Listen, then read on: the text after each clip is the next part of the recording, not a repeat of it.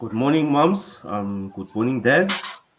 Good morning to our viewers. I'd like to thank everyone that's tuning in. Welcome to the third episode of our series of Marriage Week that we're presenting as Dads in the Picture. Of course, I'll be joined by guests today. I won't be doing this alone. Again, thanks for tuning in. I'd like to also thank Des in the Picture for giving me this opportunity to present on this very awesome initiative and campaign.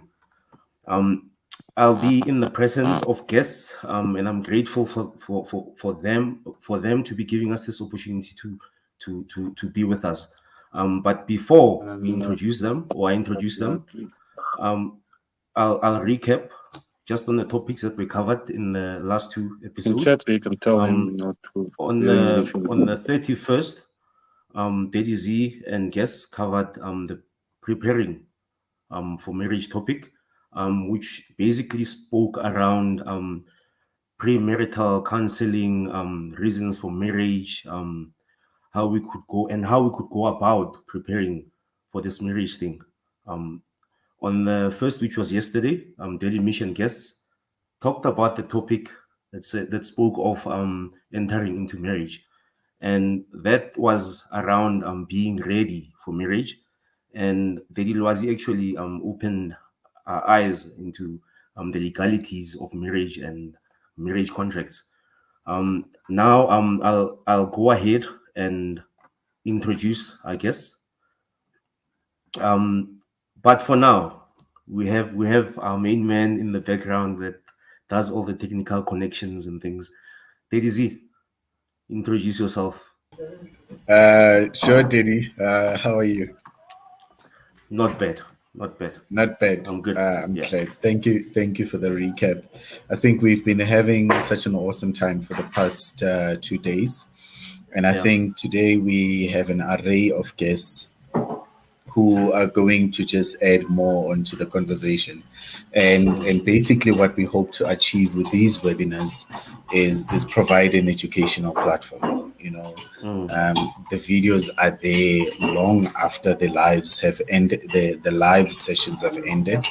And that will help us in getting the message across, in getting people there. So today I'm interested in the topic, and I'm eager to hear what our guests will be saying. Just look at what some people are saying. Maybe I should keep shaving off the other beard. Thanks, Daddy Mish. Yeah. I just want to see if Daddy Casey has sorted out his audio. Daddy, there he goes. The thing about lives, about going Yeah. live, is that it's almost like life. Things happen that you can't control, and sometimes things happen in full view of other people, which then gets me thinking about today's topic. Once the honeymoon is over, there are certain things that when you'd be expected to do, but those things again, they like nobody prepares you for them. Yeah. It's just, especially when you haven't gone through that extensive premarital counseling, you haven't had people who have modeled marriage for you, and when you get there, it's like, whoop, this is what's expected of you, and it happens in full view of the other person and sometimes other people. Maybe you criticize your spouse in front of other people, and then you're told, you're corrected right there. Utela papa, you don't do that. Is You you need pull them to a corner and we talk privately. Don't you don't criticize them in public. And then you have some other people who just go through a certain period of their lives and they change hairstyles. So what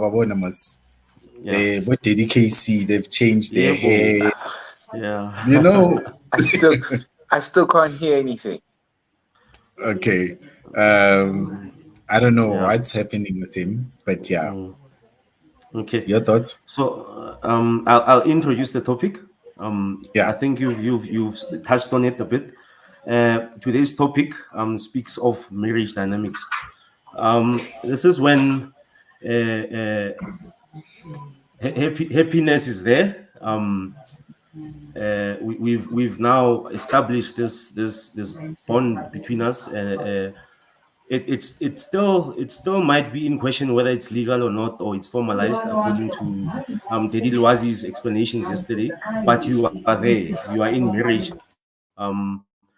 Now the honeymoon phase is gone. Now the rubber hits the road. There's dynamics that come in, like the in-laws, the blended families, as in you marrying into you're getting into a marriage where there is a child that's existing from a previous relationship with your spouse now, and there's friends dynamics that come in. There's colleagues that come in. Do we really change when we get into marriage, and how do we deal with those dynamics without really compromising our own characters and becoming a different person in essence as to who the other person married? Daddy Z, what are your thoughts on this topic? Yeah, I think, there used to be this thing where, I don't know if it still happens, where as a man entering into marriage, you are taken aside and you are spoken to by other elderly males. And similarly, as a woman, I think women still have that where Yeah. they have their own women or girl time or elderly who then come and sit them down and then take them through what is expected of them. But right now it's lacking, or maybe it's not done the way it should be, which then becomes an empowering factor. So Yeah. you then get into marriage, and there are things that you now learn as you go along, as if the the whole experience is just you raising a child, of which it's different. With a child, you don't have a manual. It's just you learn as you go along how this child is. But with a marriage, there are certain things, like as I alluded to earlier. What happens when you're when people talk about their spouses and you realize my spouse is not doing that, and then do you Yeah. blurt out there that my wife is not doing this, my wife is not doing this, my wife is a bad cook, or my wife is this, my wife, do you really criticize your wife in public, Yeah. in full view of other people or in full audio of other people? Mm. Do you talk about the intricacies and the intimacy details of your marriage to your friends or to your colleagues, as you've mentioned? All of those things, and especially us as men, we tend to at times have friends of the opposite gender and of the opposite sex, and when we are in those friendships, we still want to keep them past getting married, and some of those friends are not really the friends we should be keeping. Even when your wife says, hey, I don't like this friend of yours, this friend of yours is not good for you, but when now you still kiskimsaka only, you know Yeah. Yeah. Yeah. forgetting which and she sees something that you don't see. So it's that minefield that we kind of have to get into. Yeah. Not I'd say for me, I don't know if I got lucky or not. But yeah, that post honeymoon phase Yeah. came before the marriage phase. We lived together for probably more than 10 years now. Okay. We've only been married well officially and signed on in 2019, 2 years ago. But according to yesterday's explanation, we might be married for 6 years now. So yeah, so yeah, that adjusting lifestyle to accommodate your new stature in life now that you're a married person, there's certain responsibilities that come with it and things like that. That happened for me way before we got married. But Okay. then we hit the rubber, we hit the ground running when we got married.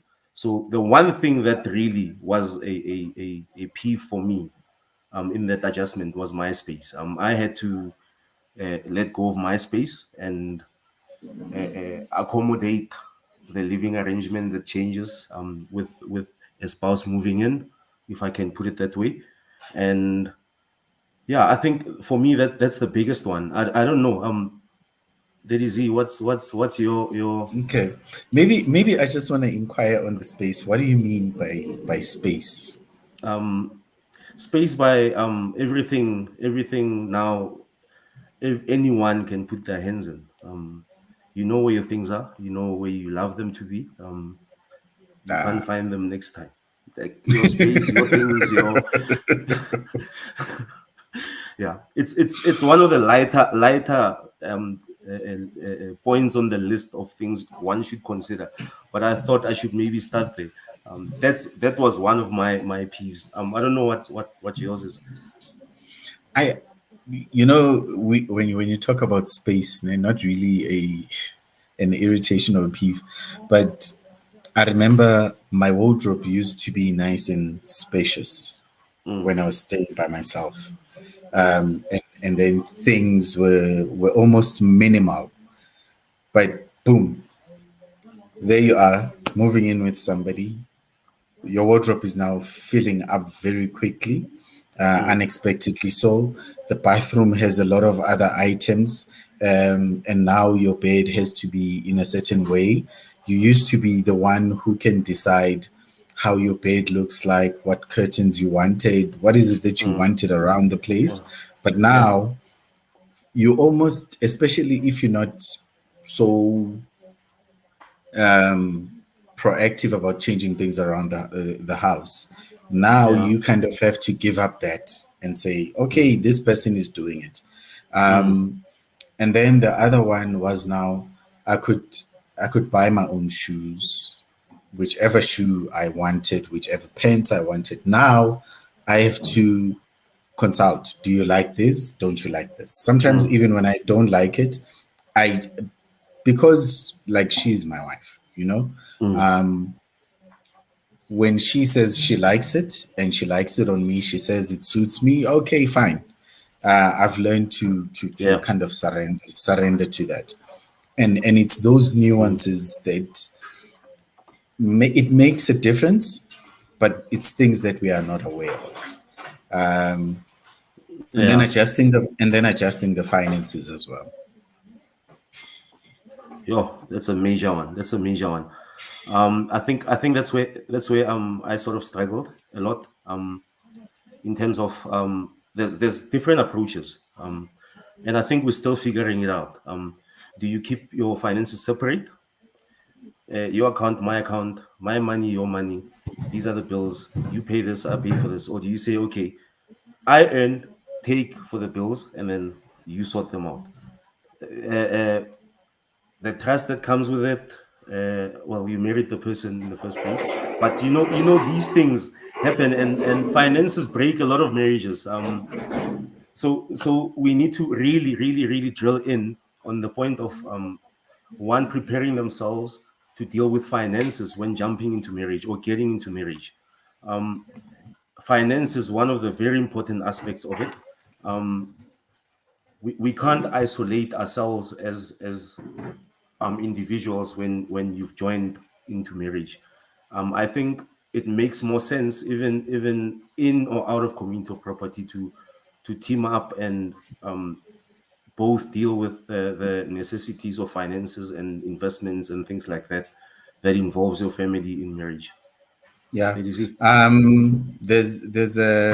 There's a guest I'd like us to bring on, Okay. because he too has been married for some time, and Okay. the other time I heard he was talking about he was interviewing, I think, somebody about just being married, and I'm sure he's got some tips. Daddy Ronald Moringai, are you ready for us? There he Yes, yes, is. yes. How's it? How's it? Good. Hi, Daddy. Good and Good you. morning. No, I'm all right. I'm all right. Thank you. Thank you very much. Sorry, I just entered a bit late. I was still attending a different meeting altogether.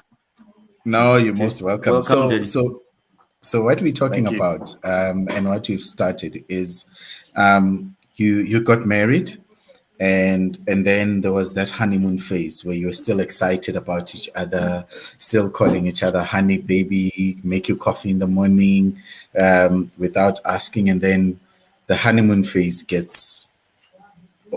comes to an end, and then past that euphoric experience of saying, hey, this is my wife, hey, this is my husband, is over, and now the rubber hits the road. What are the things that you were suddenly awake to, things that were expected of you, things that you suddenly realize, oops, I'm required to do this? Hey, I would need to write a whole book about those, hey? Because it's quite a lot. But I think that the one thing that I've always kind of thought about myself is that I'm a very patient person. And I always used to tell people that I get angry once every 4 years or something like that. Little did I know that when I got married, that once every 4 years became once every 2 days. So it really just it challenged, the perception I had of myself. And it meant that, of all the challenges, that's just one, area and example. We can still talk like the thing I was talking about earlier, the financial area. We can talk about the relatives area. We can talk about the in-laws. We can talk about, the sex of it. We can talk, there's so many aspects that you can then bring into that you realize, you have to unlearn a lot of things. And then for you to actually start learning something that's going to help you and your marriage in your context, because of course the book says, of course the people say, of course the pastor said, of course your friends say, but when you are in your marriage with your wife, it's a whole different experience altogether, that you must now try and find out what are the dynamics of this particular marriage that I have to now fit into. Where do I die and where does she come in? Where do I refuse to die and where must she compromise? And that battle, I think the first 2-3 years become a bit of that, trying to find each other really, because I think we kind of realize that each of us has been born and raised in a different setting. We've been installed with a different software, and now we meet. Microsoft Word is now clashing with Microsoft Excel, and there's trying to understand each other is really a problem now. So to get to that place of being one really is not an instant thing. It takes time. I've realized from my own marriage, and so one thing that I always try and encourage people that are going to be married is, yes, we celebrate the wedding day, we want to eat the meat, we want to dance, but that just is the start. It's just the beginning of the number of areas where you really have to start to work and see a different version of yourself if you're going to make this marriage work.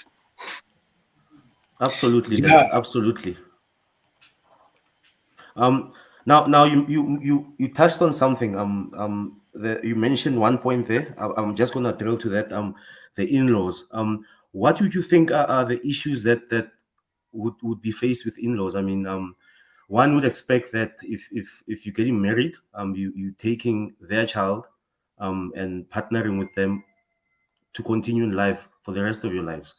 What would be the issue with in-laws? What should one expect if one hasn't been into marriage? How would you coach them towards aiding them with dealing with in-laws? What would be the issues, and how would one go about trying to resolve them? Right. I think that the main thing really that I realized from my own personal experience and from the hearing from my friends as well and other people around us is the boundaries issue. Because when you're a single man, depending, of course, when you get married, some people get married at 23, some people get married at 28, some people get married at 34. I got married at 36.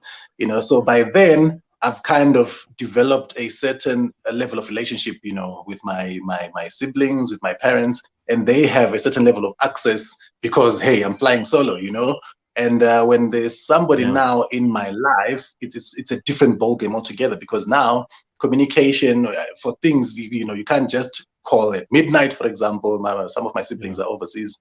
So it means, calls have to come through sometimes at the awkwardest of hours. And now we have to try and regulate that as well. But I think the most important thing I would say is really just the boundaries issue. Where does the encroachment and the relationship that comes from your mother, where does the encroachment, the relationship that comes from your father, from your sister and from your brother, where do they come, and how do they approach now this unity? Because you're no longer flying solo. You've got somebody that you're working with. There's decisions that you have to make together, if you're going to be making a decision of somebody wanting to borrow money or somebody wanting to stay over for the holidays, or, you don't make those calls alone anymore. You now have to speak to your partner, you have to speak to your wife, and realize that now, even when they're at home, when they come and visit, they can't just do as they please. The fridge is now, the kitchen now belongs to my wife. You can't just stand up and help yourself with the fridge, for example. You can't but just it belongs take to the the car key brother and as well. go. I'm saying, but it belongs to the Exactly. brother as well, Exactly, because that's the mindset that we have prior to getting married, right? What's my brother's is mine, what's my sister's is mine. But once you get married, the whole game changes, and we have to realize and be sensitive to that. It might cause friction because some people might not take time to get used to that new arrangement. They might take time to understand that, hey, you're no longer your own person at the end of the day. But it then becomes important for them, if they're mature enough and if they're old enough, to also realize that, we have to give this couple space. Biblically, I think when somebody got married, they gave them a year off, just go and find each other, know each other, no visitors, no nothing, so that you kind of get to gel and become one properly without the influence and the infiltration of the in-laws, because you've got the close relationship, but to define it in a new way becomes a challenge. Yeah. No, absolutely. if I may just come in there and manage it.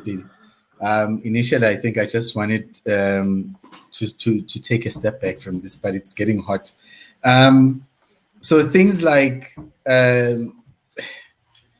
keeping your family out of certain things, especially le okhulele kuyo, and from this family that you're now trying to start, that can cause a lot of friction, and sometimes even learning to defend your wife from your own family. When they come and say, hey, there's a do at home, your wife must come and cook, your wife must come and do this. It's expectations that they have. What do you do in those instances? And I suppose that's where the issue of boundaries then comes in, because you can literally let your wife hang and be the bad person in the eyes of your family, which will get you points now, but in the long term doesn't really help you, because you have to fight together, you see. So at some point in time, you have to also fight for your wife and say, guys, I mean, yes, she's a makoti to this family, but she can't be the only one washing the pots and cooking whilst my sisters are sitting down and watching Isbaya. That there has to be a balance where, can we not abuse her? Can she also feel welcomed, even though she's a makoti? Same thing when I go to her household. Can I be accepted as a mkwenyana who's not going to be made to run around again? You go kill the cow, you go kill the goat, etc., whilst everybody else is sitting down and watching TV. So it's a discussion that must take place. You, who's in touch with your family, with your siblings, with your parents, must be the one who actually speaks on behalf of your wife, because your wife is new. She's really coming into a new setup, a new, what can I say, environment. And of course, as she's trying to adjust, it needs you to also help her, adjust in a proper way, in a proper manner. So you are then responsible to make sure that she actually has a proper landing and not a rough landing, I would say. Yeah, I think that's where also a lot of us as husbands, we tend to fail our wives in that. Whenever my mother says something, I go to my wife and I say, my mom wants this. Hey, but baby, you have to understand, this is my mother. Hey, you have to understand. We always kind of say, you have to understand, but we never consider this person that we're with. What is their feeling about this? Shouldn't we be saying, okay, Ma, I hear you saying that. Let me just go and discuss this with my wife and we will come back to you. I think we fail a lot in that. We don't do that. We don't defend our spouses, even in front of our parents or even to our parents. And I think that's where most of us, as husbands, Dediko kids, any experiences along those lines? Okay, suddenly I'm alone. Right. No, you're not alone. I'm here. Yeah? I'm here. Oh, okay. Yeah. Have you experienced any of those? I'm here. Did you see? I'm here. Yeah. I was gonna say, mature in management and resolution. There are people that just avoid conflict, and there are people that just fight to be right. I think if one approaches conflict to resolve the issue, not to deal with the person or attack a person, then things tend to work out better. I was gonna move on to that point, to say that what you and you were speaking about alluded towards conflict prevention. So how do in marriage people deal with it? Like I spoke about avoidance and fighting to be right, and resolutions and things. How should we coach people to know that these conflicts will come? And mind you, this is a stage where contracts are signed, you're married now, people are no longer trying to charm each other, and people are relaxed. What's yours is mine. If you leave, I take half. Things like that come into play, and those feed into the mind when conflicts occur. So how do we coach people to deal with or to prepare for that stage? Before marriage, anyone can say, "I go for plate, I'm leaving." But after marriage, there's a contract now, and there's assets and things and money and livelihoods and children. How should we coach people to approach conflict in that marriage past that honeymoon phase? Yeah, That is it. I think conflicts Am I alone? differ. I can hear you.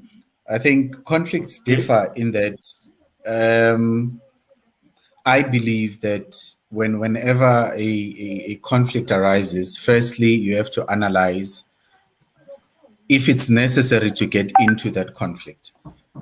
Do you really need to engage, or is it something Lady Ronald, you busy. can? Sorry,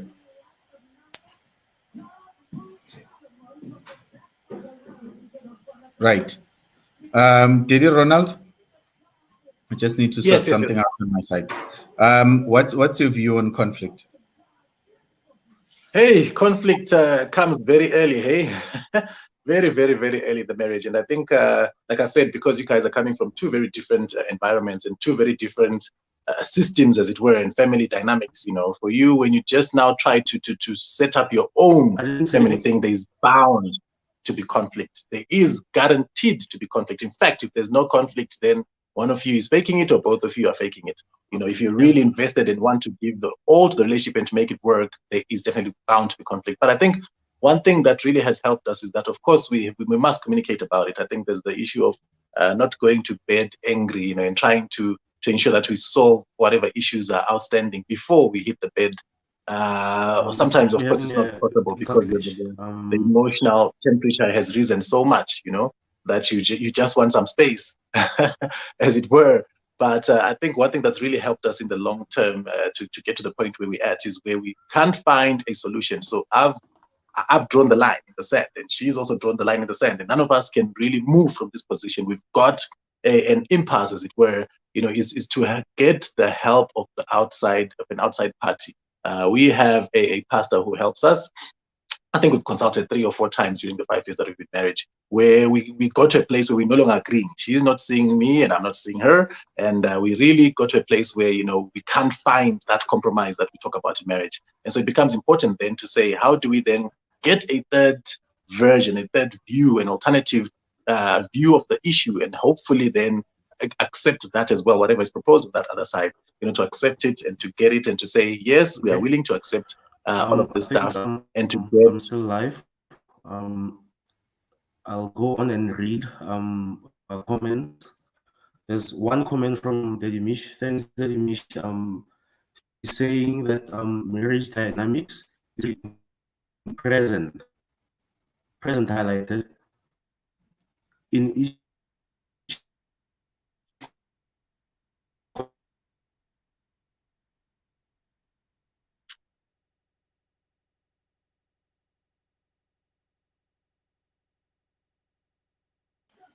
Can you hear Dediko Ketso speaking? I think there's an error on here. There must be some network issues on his side. It's breaking up. Okay. I think. All right. Sorry about that.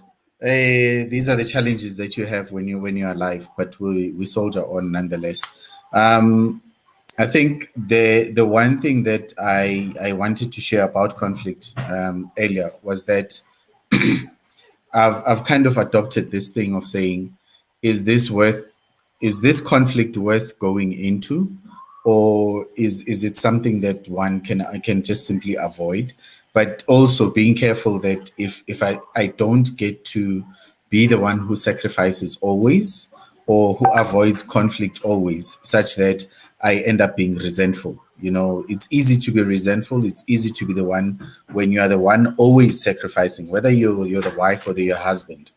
When you're always the one sacrificing or compromising, you tend to have a certain level of resentment. I don't know if you've experienced that.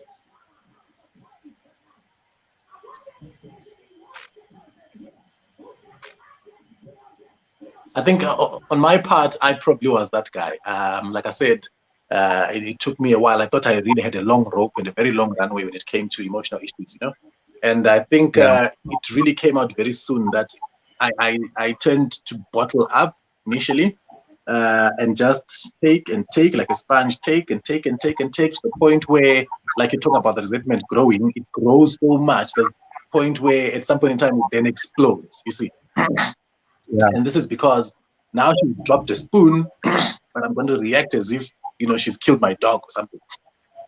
And all this is because I've been quiet the whole time. I haven't really been confronting the issues as time was going on. So I got to learn that as well. That even as we all say this thing about men don't talk and men, you know, are quiet and etc.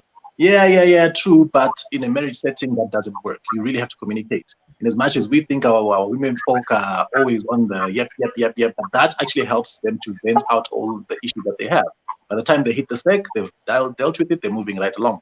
Whereas I used to really just hold it on, you know, absorb, and not deal with issues so much that the resentment level then rises. So I think it's absolutely important, you know, to speak. And I started to find my voice as well and try to, if it's something that really I don't like, I just have to say it. If there's something that I have a problem with, I just have to say it. Something that I had to learn to ensure that, you know, I don't perpetuate that what can I say, that resentment over time, and rather deal with issues as and when they happen, so that by tomorrow you're talking about something different, the next day you're talking about something different. That's really what I think has helped us in that regard.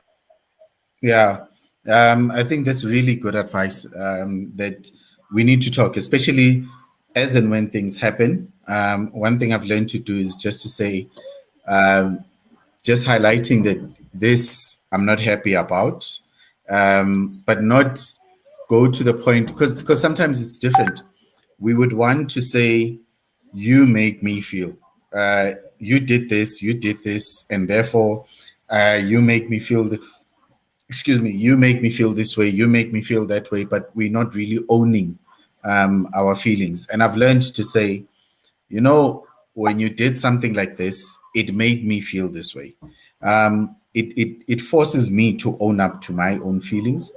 But also I've learned to, if I need to express, or when I feel the need to engage in a conflict, I first think, did I communicate, or did I have too many expectations? What is my role in this discomfort or in this situation that we now face? And I found at times it helps me disengage from the confrontation, or not even initiate it, but just disengage from it.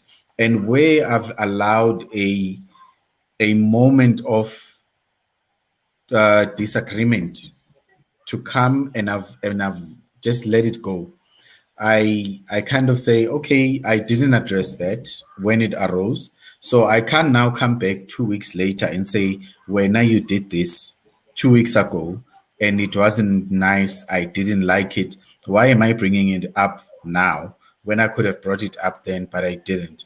So if I've chosen not to address it now, I need to let it go, period. and resolve with myself that it was my fault, that it wasn't addressed, and I need to move forward from there. Let's see if we can bring Deriko Keto. Deriko Keto. Okay, still struggling. So yeah, maybe another topic that I'd like us to just move into while we still can is the one on the issue of blended families. I think yesterday and 2 days ago we spoke about contracts. You need to put contracts in place. You need to have discussions before you even get into marriage. You need to make sure of certain things long before you are married, and say, how are we going to deal with this? How are we going to, if there are children that you both are bringing into the marriage, how are you dealing with that one? So I don't know whether Daddy Ronald, if you've been in that situation before, and how, if you have, how did you deal with it? And if you haven't, how can others best deal with it? Hey, that's a bit of a difficult one. I think for most part, it really takes a lot of humbling on one's perspective, on one's side, to try and be able to thrive within a blended family setting. Because just because, of course, you are bringing in a child that's not of that marriage, or she's bringing a child that's not of that marriage, doesn't mean that there's going to be happiness ever after. You might give all that you want to give, but the child might resist you, or it might be the other way around. The child might want really to have a proper relationship with you, but you might, be not so open, and you might end up treating them differently between that child and you. So it's really a complex situation. I haven't really had to experience it on a personal level, but I think I've had friends that have had issues with that particular regard. One. Yeah. No, I'm listening. No, my phone was ringing. I've connected by my phone. So I think one of the issues then becomes how we kind of have to talk about it prior to tying the knot. And like you say, I wouldn't go as far as calling it a contract, but something along those lines, an agreement of sorts to say, this is how things work. Because initially, a friend of mine who married, and the wife had her own child come through the marriage. Her major complaint was that, you are too rough on my child. You treat my child too harshly, But when his children came along as well in that marriage, then he kind of came through that, he was actually giving equal treatment, and that's just the way that he dealt with children. Yeah. So it then becomes the issue of really trying to understand where is this coming from? Can I trust this person with my child? Or do they just want me without my child? Do I in African cultures you find that some of the times they're actually saying "Ganega Boko," and that child that from outside of marriage, from before you're getting married, has to now go and stay with the grandmother and not come and stay within that house, that family setup, which is not what I would advocate for. I think we have to try, like you say, and blend it. Let's make it work. Let this child have their father and or / their mother, and of course whoever else is joining this blended family, as it were. So I think it's really a difficult one. There's no cut and paste. Each has its own dynamics, like I said, it could be the child resenting the other parent, or it could be the parent who's not really approaching and being, what can I say, extending themselves to relate with that child. So, hey, difficult one. Yeah, and I think especially when it comes to learning the balance, do you go full in or do you go soft? How do you do that? Yeah. It becomes a challenge for a lot of us. DDK? Definitely. Yes. I think this is a very thanks. Can you hear me? Yeah, perfectly. Okay. I think it's a very important one. I have personal experience with that. Mom remarried and we moved in, and it depends. It depends on the personality of the child, on the personality of the parent.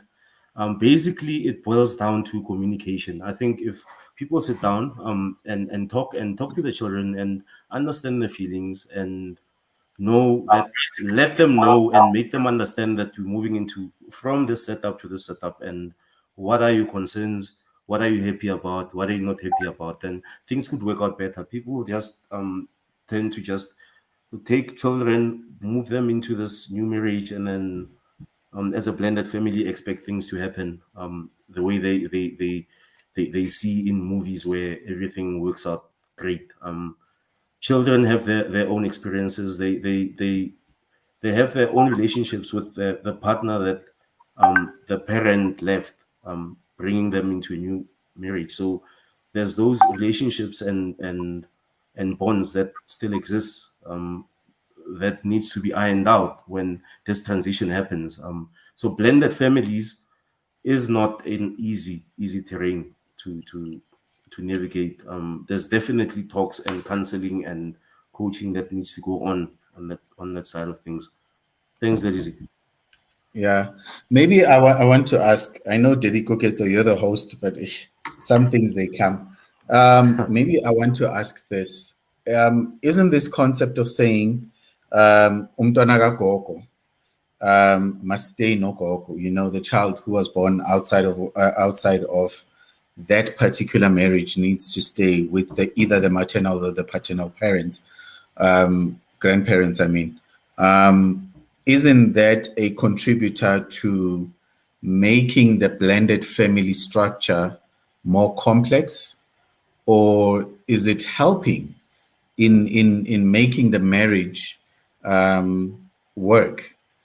And is there a way that we could handle it even better? Sure. Loaded. It's a difficult one, that. Oh yes, I think. No, you can Sure, go go ahead. Now, I was gonna say, it's a bit of both, eh? It's a balance. It helps in a sense that, as I see Daddy's Fiso there is commenting, it gives you that transition time, but we tend to make it permanent. So this child is now isolated, living with their granny. Not that it's isolation, but for them it's not their mother. Their mother is out there having a different life. Their mother or father, sorry for that, is out there living a different life that they would want to be part of. It gives the transition time, but if we make it permanent, then that's where it destroys things. That's my 2 cents there. Yeah, I pretty much agree with you on that one. I think it has its pros and it has its cons. Pros, of course, in the fact that we give the young couple or the old couple, depending on, of course, when they get married, a chance to bond without throwing them into parenthood from day one. Because one of the parents, yes, has been a parent all along, but the other one doesn't have a child. And hence, they literally have to almost adjust to the marriage setting and understanding that they are married with all the issues that we spoke about earlier before they even start to try and deal with a child, with all the complexities that come with that as well. So yes, there's an advantage, but the disadvantage then becomes that where the child potentially can feel isolated or rejected almost, because now I'm almost in mommy's or daddy's space. I'm almost the reason why mommy or daddy has to go somewhere else, and they almost take it upon themselves and blame themselves, for that separation that takes place. So it's pros and cons indeed. It is. Yeah. There's another question that I have, and this one is also from. It's a personal one. So there's this child outside of this marriage, and do you then, and this child is not staying with us. So if for example, now I'm visiting my in-laws, do I take my child who was born, who is not part of this marriage, do I take this child to go and visit my in-laws? And is it really the right thing to do? How do we navigate such? I don't think there should be any navigation needed there. Yeah. Let me explain. when you're getting married, all truths are spoken, and your in-laws know that you're coming in with a child, and you'll be in a blended family. So in accepting that you are marrying their child, or their child is getting married within a blended family, that clears it out. There shouldn't be any issues. The child that's in that blended family is part of the family. And by virtue of you marrying or being married into another family, you coming with the child, and the child is part of you. We tend to complicate things sometimes. I'm not saying you are, Lady. I'm Yeah, saying no, I we get tend you. to complicate things. This is ironed out by virtue of being accepted and marrying or being married. You're coming with everything that you have, and that's including the child that you're coming with. I don't think we should be. Well, we definitely need to communicate and talk about it, but it shouldn't be an issue. It should be a non-issue. But we complicate things as people. Okay. Did it run out? I totally agree with those assertions as well. And I think from our African perspective anyway, if it's my child, then it's also your child. You literally have to treat that child as if, you are the one who's the actual parent. So which basically means whether we're going on holiday, whether we're visiting, whatever, we go together. It really shouldn't be an issue, I would say. Yeah. Can I ask something, Daisy? Can I take back the roles of hosting? Yeah. With your permission, please. Okay.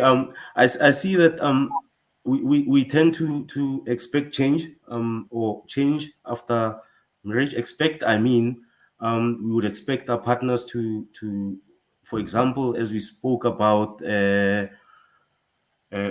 friendships and opposite sex friends, colleagues, going out, times, coming back, curfews, things that the list is long. Should we really change after marriage? Does that really put a dampener on? Does it kill the fire when your partner or your spouse changes after marriage? And why should we expect change? And what are the intentions for this change? You're changing a person that you said you love and you want to spend the rest of your life with. Now you're changing them into something that you didn't really fall in love with, or someone that you didn't fall in love with. So how do we I'll use that word, navigate those streets? Hey, Teddy Ronald, maybe you're better equipped for this one. I think that one for me becomes a bit of an easy one, because I like I said, I got married very, very, very late, 36 years I was. So there was a bit of maturity, to deal with issues as they came along, which was a bit of an advantage, even though, of course, the late timing is also a concern in itself. But anyway, I think I'll give you an example. You guys get married, and you are clubbers, you love, going to stadiums and dressing up and dancing and all that kind of stuff. And you are roughly 28, 26, it's acceptable for that particular age group. Can we really expect the same behavior of you guys when you are 56? You understand? So Yeah. at that, so clearly, if we can't, then we must accept that there's a transition that's going to take place over time. If I was in my day, in my time, somebody who was dancing to Arthur and Trompies and all those R&B gurus back in the day, how do I then, at this age with my white beard, be found to be, bashing up 20-year-olds dancing to Amapiano? I have to accept that, hey, I'm not young. And with each age spectrum that you transition into, there are certain expectations that we kind of, you can't remain young forever. You can't do the things that you're doing at 20 forever. I go to gym sometimes, and the stuff I try to lift, the weights that I used to lift 5 years ago and the weights that I lift now, it's a different organization, because hey, when I try and run the distances that I ran 10 years ago and now, you see, so I'm changing, I'm transitioning, I'm getting older, and that's what can I say? We can't change that. Nobody can really stop that from happening. So we must expect change. Unfortunately or fortunately, you cannot be a 20-year-old at 70. And as a result of that, you must accept change from your partner. You must accept change in yourself and deal with it from that perspective of expecting it, that it's going to happen. And hence, when it comes, I should be able to deal with it. Like I said, it shouldn't be a difficult one from my perspective anyway. Yes, but then there's this thing, Bati kuguga otandayo. So if I really like, Yes. I don't want to let go of this clubbing thing. If I don't want to let go of this monadi life, but why should now that I'm married? And I think maybe that talks to couples or people who say, "Ungithole nginje. This is me. This is what it is. Either you take this Yeah. or you don't." Or somebody saying, Mina, I just don't want to get married because I'd be expected to change. I'd be Yes. expected to not go to Shizanyamas the way I want to, whenever I want to. I can't go out, excuse me, until late at night or early hours of the morning because now I'm married, unless I'm going out with my wife. But I think to come back to the context of marriage is, I believe we need to accept that when we move into a particular phase of life, we have to expect that we will change. We have to expect that change will be required of us by the situation that we're going into. Marriage is not a prison, and I think even the word institution tends to have a certain negative connotation to it. But marriage is a relationship. You can't, and this, I think this is where most of us struggle. We want to be a single person who is with someone, and we want to be in a relationship but still act like we're single. And yet when we were single, we wanted to be in a relationship. And that's why you would hear people saying, hey, umjolo, wenza nani, will show you flames. Now, umjolo is showing you flames because you have people who are not ready for umjolo. They were single, and because they couldn't face the loneliness, they decided ukuthi they want ukungena kumjolo. And now bangenile kumjolo, but they really don't want this thing. Similarly, those who enter into marriage, they go through it for the wedding day. They go to it for the traditional, and they get those designs and baba bahle for that day. And then especially us guys, we don't get so involved in the wedding planning, but we want the honeymoon. Ngoba vele the honeymoon is yasha.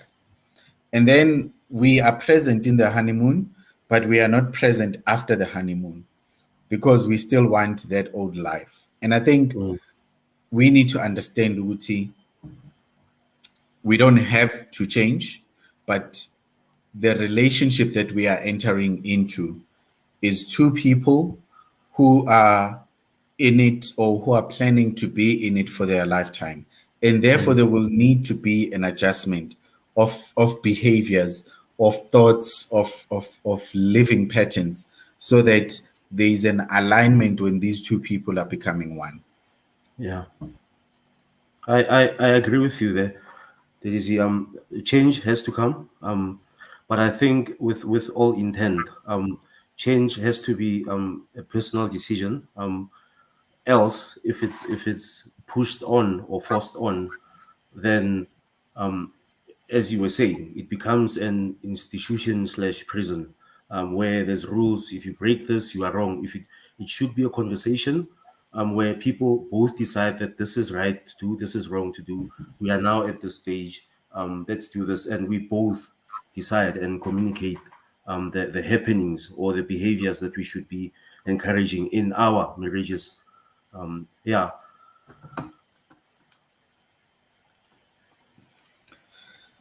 Yeah, I think that that's the thing. We don't have enough conversations around those things. We need to. Um, and I think at times there are things that we naturally change from and into that we didn't even anticipate. Um, for example, I don't think Mrs. Moringai anticipated that Ronald would have a grey beard, that's filling up his cheeks so much, and that he would stay one day and not shave, you know. But it comes with life. Mm.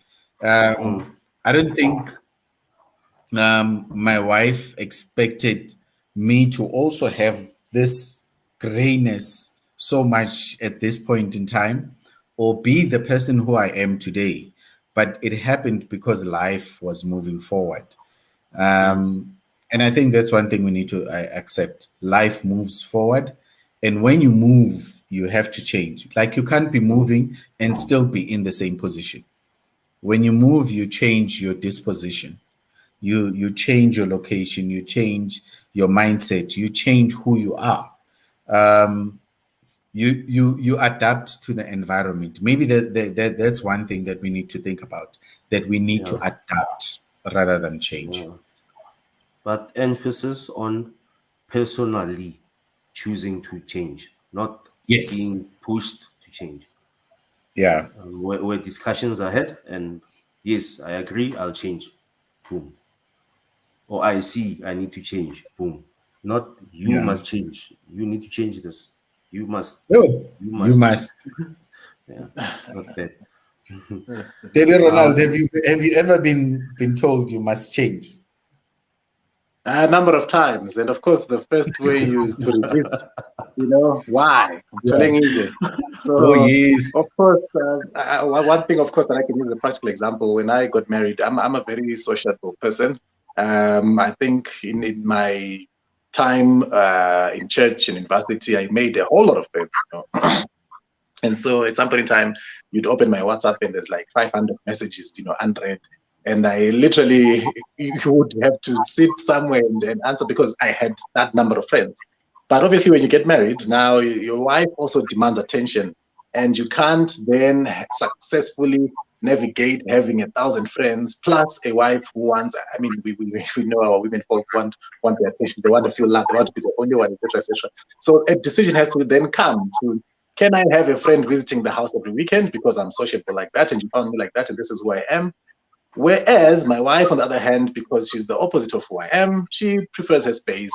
She likes to relax, she likes to chill and host every once in a month. Now, I host every second day. She wants to host once a month. Where do we find the compromise? So change, like I said, is inevitable, because if I insist on being who I am based on the character that I was prior to getting married, I'm not really there for accommodating my wife in my new world. And I'm not giving her space as well that she requires. So I'm being immature. I can't, because I came at home 12 o'clock, kids were clubbing, whatever. Now that I'm married with somebody who's actually concerned about me now. They're thinking, are you safe? Are you okay? Is everything all right where you are? You can't, as a responsible father now, be rocking up in the house at midnight. You get what I'm saying? So it's things that you literally see that with time they have to change. Nobody has to ring the bell and say, okay, chief, you have to see for yourself. I can't be a 60-year-old dancing to a piano, whereas this is the stuff that's dancing to 15 and 16-year-olds. So literally, you are now in the same age group, with these kids. Accept your jazz and move on to the Sunday lounges, I say. Wow, Yeah. makes sense. Thank you, Deliran. Just before we close it up, there's a number of comments that came through. I'll just read a number of them, and then we can see where that takes us. Delis Fiso said, equally so. I think this was a comment with regards to the blended family, sending a child that's not of that marriage to your in-laws. And he's saying equally so. He was agreeing to our comment and saying equally so. The adults from your in-laws should be of accepting the new child you're bringing, because it wouldn't be good to bring your child to a toxic environment, which means in such situations, then you can only bring the child to play with the other children, like your child would go and play with the neighbors. Thank you for that, Delis Fiso. And I agree with that. It has to be a facilitated and spoken about issue. We can't just expect it to be done. And Daddy Mish, thank you for this comment. He says one word, and that's socialization. Most of us, we've never interrogated the why of marriage at a personal level. And that's very true. People jump into marriage, and I'm using the word jump intentionally. They don't literally think about it and make the decision consciously. Thank you for that, Daddy Mish. Daddy Bernard, thank you for this. He's saying if we sacrifice in a marriage, marriage will succeed. We also need to be reminded that in a marriage, it is no longer about you; it's about the team. And that's so true. That's so true. Thank you for that, Daddy Bernard. Daddy C, I think we out of time. Any last words? No, I just want to say thank you, Teddy Ronald, for joining us, and I hope to have you again soon. I think we've got 2 more sessions. We'd like to just slot you into one of those. I like your insights as well. But as for me, thanks, Teddy K, for this conversation. I think I need to go back and listen and watch it again. Same here. We had a bit of a technical glitch there in the middle. I'll also need to go recap after this. Daddy Ron, last words. Thank you again for joining us. No, thank you. Appreciate it. And I think my encouragement again, something that really is difficult for a lot of couples to do is to ask for help. If your marriage is in trouble, ask for help. There is nothing that's new under the sun. There is no marital problem that's new to you and exclusive to you. Somebody has gone through that. Somebody has been through that. And you will get the help that you require if and only if you are able to ask for it. Very wise words. Ask for help. Ask for help. I think this was a good session. Thank you for tuning in, and apologies for the glitch that happened. Yeah, we'll iron it out. We'll iron it out. I can't promise that it won't happen again, but we'll surely work on it, right, Daddy? Yes, we will, yes, Daddy. It's a work in progress. Thank you, ladies. Thank you, gentlemen. Enjoy the rest of your day.